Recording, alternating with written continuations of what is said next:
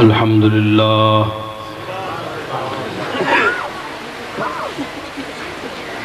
الحمد لله وكفى وسلام على عباده الذين اصطفى خصوصا على سيد ولد آدم وخاتم الأنبياء وعلى آله المجتبى وعلى كمل أتباعه من الصديقين والصالحين والشهداء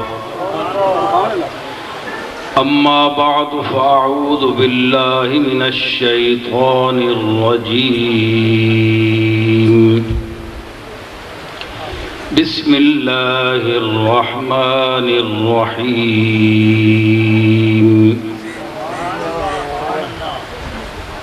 ومن آياته أن يرسل الرياح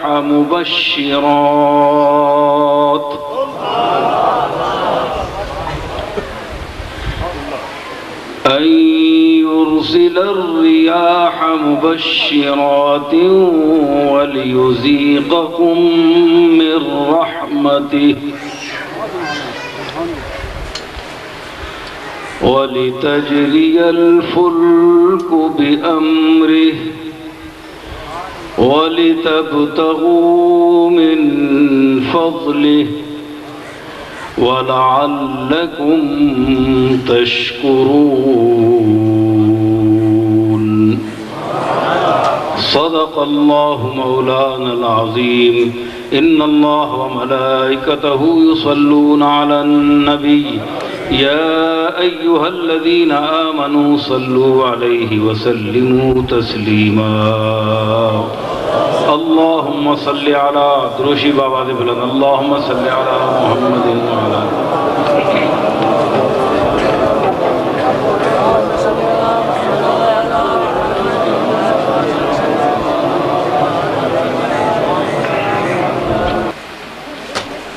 محفل بظاہر اپنے اختتام کو پہنچ چکی ہے، کیونکہ آج جس انداز سے کلام پیش کیا گیا اور جس ذوق اور کیفیت سے آپ لوگوں نے سماعت کیا، میں یہ سمجھتا ہوں کہ جن لوگوں کا، جن ہستیوں کا ذکر تھا، ان لوگوں کی روحانیت کے اثرات بھی یہاں ضرور موجود تھے۔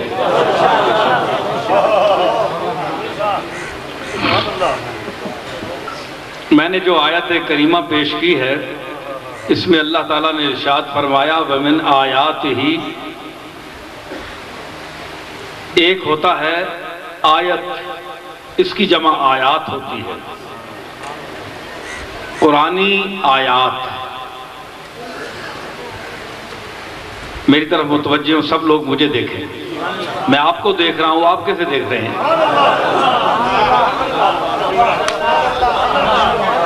میں آپ کو دیکھ رہا ہوں، آپ کسے دیکھ رہے ہیں؟ مرزا بیدل نے کہا تھا کہ جہان نظر بر رخت دوختست، ایک جہان نے تیرے چہرے پر نظر جمائی ہوئی ہے، باغ میں دنیا تجھے دیکھنے آتی ہے، تو اے گل بسوئے کے روح کردئی، اے پھول تو نے کس طرف چہرہ کیا ہوا ہے، تو کسے دیکھ رہا ہے؟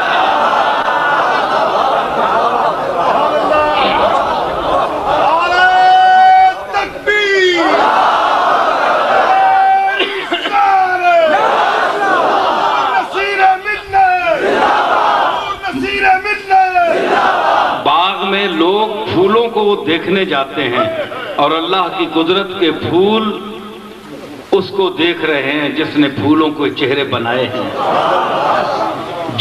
جس نے پھول کو پھول بنایا ہے اور پھول کو کانٹوں میں رکھ کر پھول کی حیثیت دی ہے۔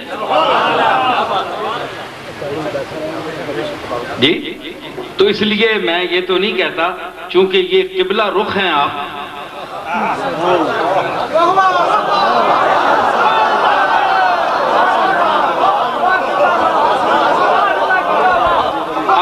اب میں یہ تو نہیں کہہ سکتا کہ آپ کسے دیکھ رہے ہیں،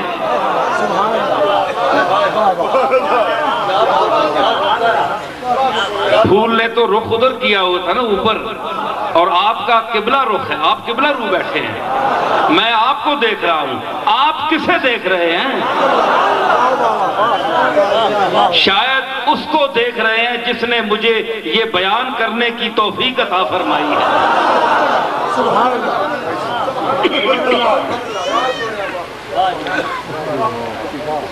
عرض کیا کہ ومن آیات ہی ایک آیت ہے قرآنی، ایک آیت ہے جس کو کہتے ہیں نشانی، ایک آیت ہوتی ہے آیت قرآنی، ایک آیت کہتے ہیں جسے کہتے ہیں نشانی۔ اللہ نے یہاں جو ارشاد فرمایا اس کا مطلب ہے ومن آیات ہی، کائنات کی اس وسیع و عریض پھیلی ہوئی نشانیوں میں سے، اگر آپ میری ان نشانیوں کو گننا بیٹھ جائیں، آپ گننے بیٹھ جائیں تو آپ گن نہیں سکیں گے، آپ کی عمریں صرف ہو جائیں گی، زندگیاں تمام ہو جائیں گی، لیکن میری نشانیوں کو، میرے جلووں کو، میرے اس پھیلائے ہوئے تماشے کو ہے جی، اور میری اس جلوہ گری کو تم سمیٹ نہیں سکتے کہ ایک ایک ذرے میں میں نے کتنے آفتاب سجا دیے ہیں۔ فرمایا کہ ومن آیات ہی ان یرسل الریاح مبشرات،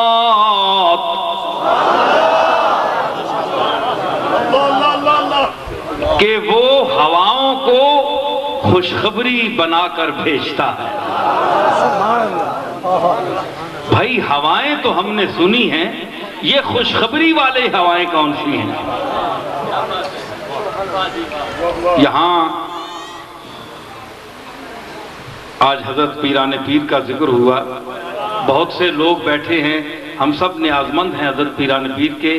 یہ گجرات سے ہمارے غلام غوث صاحب بیٹھے ہیں، باؤ جی بہت مہربانی فرماتے، پرانے لوگ ہیں، بہت پرانے۔ مجھے یاد ہے کہ میں چھوٹا سا تھا تو نئی نئی غزل میں نے کہی تھی، تو یہ چادر پر آئے عرس پر، غوث پاک کے عرس پر، تو میں نے رشید فریدی وغیرہ گا رہے تھے تو میری غزل گا رہے تھے، باؤ جی بھی تھے، تو میں نے کہا اس میں غزل تھی تو یہ رو رہے تھے۔ اس دن سے میری ان سے سنگت ہو گئی۔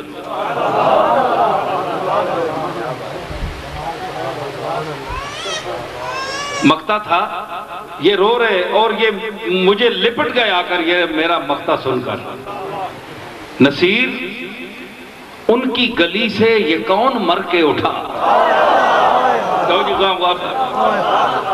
35-40 سال نکل، نصیر ان کی گلی سے یہ کون مر کے اٹھا، یہ کس غریب کی میت اٹھائی جاتی ہے۔ سبحان اللہ، سبحان اللہ۔ یہ مقطع تھا، بس دنیا رو رہی تھی اور یہ بھی اس میں اس دن سے۔ اور ہمارے ایک مخلص محبت والے حضرت غوث پاک کے خاص چودھری اورنگزیب صاحب بیٹھے ہیں میرے ساتھ، یہ بھی حضرت غوث پاک کے پکے غلاموں میں سے ہیں، پکے غلاموں میں سے ہیں۔ اور ایک ہوتے ہیں نا ویسے نام کے، تو پکے جو غلام ہیں ان میں ہیں یہ۔ تو آج اس غوث پاک کے غلاموں کے جھمگٹے میں،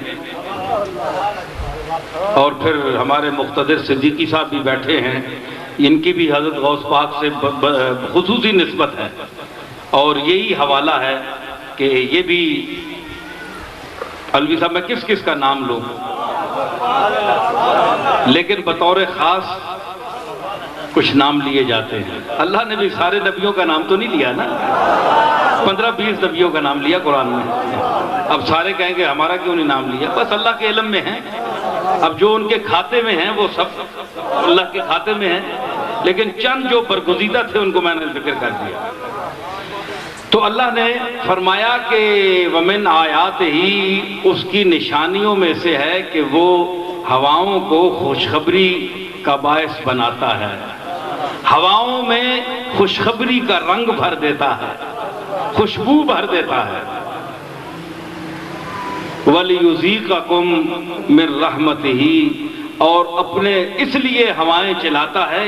یہ لام تعلیل ہے، علت بیان ہو رہی ہے کہ وہ ہوائیں کیوں چلاتا ہے. اس لیے وَلِيُذِيقَكُم مِّن رَحْمَتِهِ، تاکہ وہ اپنی رحمت تمہیں چکھائے. رحمت چکھائے. یہ کیا ہے؟ پھل ہے، پیداوار ہے، یہ سب غلے ہیں، یہ جتنی نعمتیں ہیں یہ سب ہواؤں کے مرہون منت ہیں. موسموں کے، ہوائیں موسم بدلاتی ہیں، بادل لاتی ہیں، بادلوں کو جماتی ہیں، بادلوں کو برساتی ہیں اور پھر ان کو لے جاتی ہیں. 4 ہواؤں کی قسمیں ہیں. ہواؤں کی 4 قسمیں ہیں. ایک ہوا جو چلتی ہے، اللہ تعالیٰ چلاتا ہے، بادلوں کو جمع کرتا ہے. مفسرین نے لکھا ہے ریاح کی تشریح میں کہ دوسری ہوا ان کو جمع کر کے بالکل آمادہ کرتی ہے برسانے پر. ایک ہوا کی موجودگی میں وہ برستے ہیں کہ اس لاکھوں اور کروڑوں من پانی کو اللہ تعالیٰ اپنی خاص مخصوص قدرت کے تحت ایک ایک قطرے کی صورت میں تبدیل فرماتا ہے. اس کے بعد وہی ہوائیں اس کو پھیلا دیتی ہیں، مطلع صاف کر دیتی ہیں. تو مختلف ہوائیں ہیں. سرسر بھی ہے جس کو آندھی کہتے ہیں، یہ بھی ہوا کا ایک رخ ہے، اس کو سرسر کہتے ہیں. ریاح، اللہ نے ریح کی جمع ہے ریاح. ریح میں نے ہوا، ریاح میں نے ہوائیں. بھئی ہوا تو ایک ہوتی ہے، ہوائیں کیوں اللہ نے کہا؟ آپ سن رہے ہیں میری بات؟ ہوا تو ایک ہوتی ہے، اللہ نے ہوائیں کیوں کہا؟ کہ وہ ہوائیں بھیجتا ہے. مطلب ہے کہ ہوا ہونے میں تو ایک ہے کہ ساری ہوائیں نظر نہیں آتی. نہ آندھی نظر آتی ہے، نہ نسیم نظر آتی ہے، نہ شمیم نظر آتی ہے، نہ صبا نظر آتی ہے، نہ سرسر نظر آتی ہے. جتنی ہواؤں کی قسمیں نظر نہیں آتی. نظر نہ آنے میں سب ہوائیں برابر ہیں. جملہ اٹھائیں. نظر نہ آنے میں ساری ہوائیں برابر ہیں، لیکن مبشرات کی کئی قسمیں ہیں. ایک بشارت دیتی ہے کس کی؟ کہ غلہ ہوگا، پھل دوں گا، گندم دوں گا، برساؤں گا، یہ کروں گا، وہ عطا کروں گا. ایک ہوتا ہے کہ مبشرات، ٹھنڈی ہوا چلتی ہے صبح باغ میں، نماز صبح کے بعد باغ میں بیٹھے تو ہوا چلتی ہے.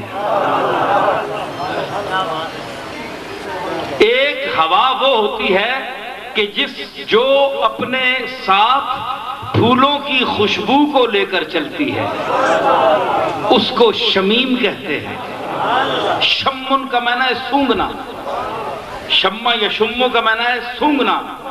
شمیم جس کی خوشبو ناک محسوس کرے سونگے، شمیم ہے جی. تو نسیم، شمیم اور صبا.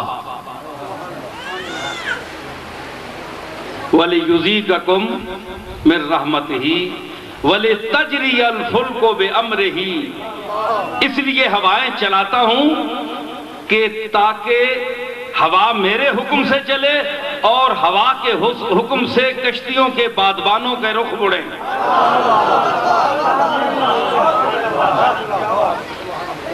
ہے جی، وَلِتَجْرِيَ الْفُلْكُ بِأَمْرِهِ، اور اس کے حکم سے کشتیاں چلیں۔ اب آپ کہیں اللہ نے کشتی کا ذکر فرمایا، آج تو جہاز ہے۔ بھائی وہ تو کشتیوں کے وہ کشتیاں تو پانی پر ہوتی ہیں، تو بادبان جو ہیں وہ اوپر سے ان کے رخ مڑ جاتے ہیں تو کشتی نیچے سے مڑ جاتی ہے۔ ہوا براہ راست کشتی کو متاثر نہیں کرتی، بادبان کے حوالے سے یہ چلتا ہے سلسلہ۔ تو آپ نے کہیں گے کہ آج تو جہاز تھا، اللہ نے جہاز کا ذکر نہیں کیا، تو آپ کو معلوم ہونا چاہیے کہ جہاز کی نقل جو اتاری ہے انہوں نے پرندوں سے اتاری ہے، کیونکہ جو پرندہ کھانا کھا کر اڑتا ہے تو اس کے معدے میں وہ دانے، وہ غذا موجود ہوتی ہے، پڑی ہوتی ہے، تو وہ دانوں کو، غذا کو اپنے سینے میں لے کر اڑتا ہے، تو غذا محفوظ طور پر اڑتی ہے کہ نہیں، اس کے ساتھ اڑتی ہے نا۔ اسی کی نقل اتاری ہے، اور آپ نے پرندوں کو دیکھا ہوگا کہ وہ اپنی پرواز میں مختلف جہتیں اختیار کرتے ہوئے اپنے پچھلے پر جو ہیں ان کو ہلاتے ہیں، یوں ہلاتے ہیں نا، اس سے بیلنس قائم کرتے ہیں، پھر اس سے وہ اوپر نیچے ہوتے ہیں اور اس سے پھر رخ متعین کرتے ہیں۔ اس کی نقل اتاری ہے ہوائی جہاز۔ یہ اللہ نے جو قدرتی طور پر جہاز اڑائے ہیں نا یہ پرندے اپنی قدرت سے، اس کی نقل اتاری ہے۔ تو جہاز کے اندر سینے میں آج 500 سواریاں اسی طرح بیٹھتی ہیں جس طرح اس پرندے کے اندر دانے بیٹھے ہوتے ہیں۔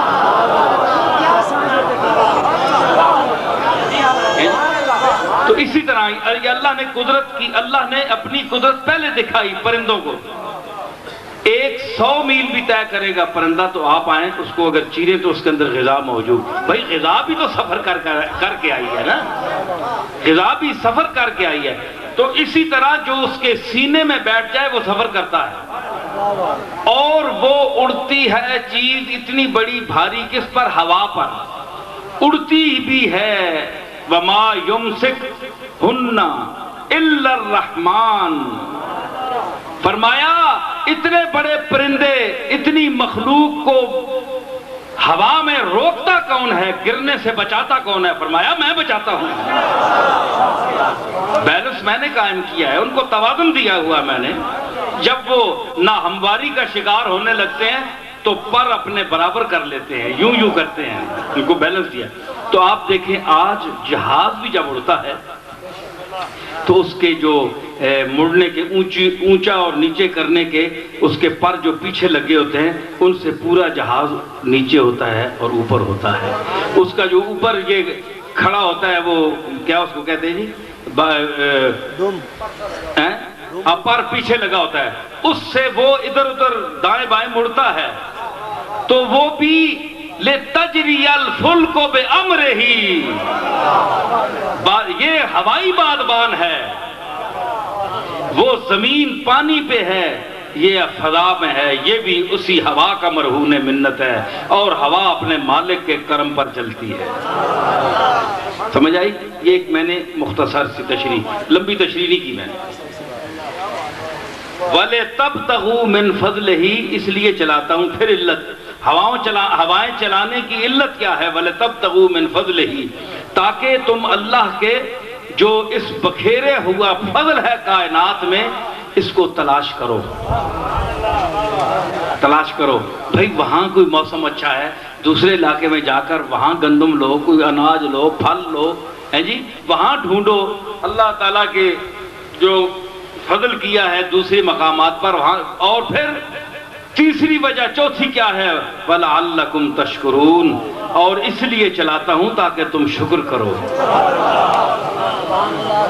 تو 3 علتیں ہوئیں۔ کیا کہ میں تمہیں چکھاؤں اپنی رحمت کو، وَلِيُذِيقَكُم مِّن رَحْمَتِهِ